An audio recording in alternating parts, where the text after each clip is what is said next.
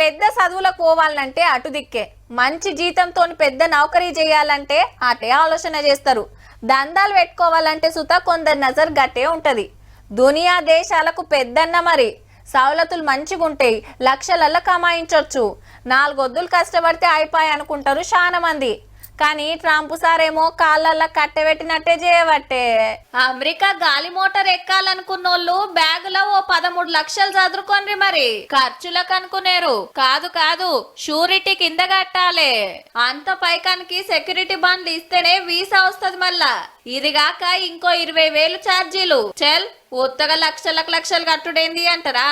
మళ్ళా ఇండియా వాపస్ వస్తప్పుడు మీ పైకం మీకు ఇస్తారు తీన్రి. కాకుంటే ఓ కండిషన్, వీసా టైం అయ్యే లోపు తట్టా బుట్ట చదువుకొని వెళ్ళి రావాలి.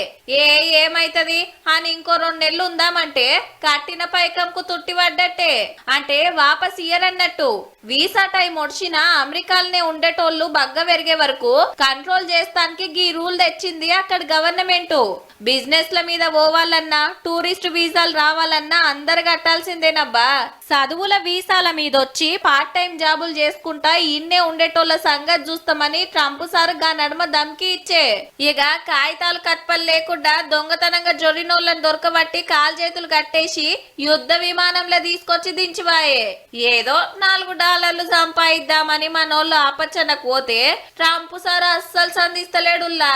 ఇక మన దేశం వస్తువులు అమెరికాలో అమ్ముదామంటే 100కి 25 రూపాయల ట్యాక్స్ గుంజబట్టే.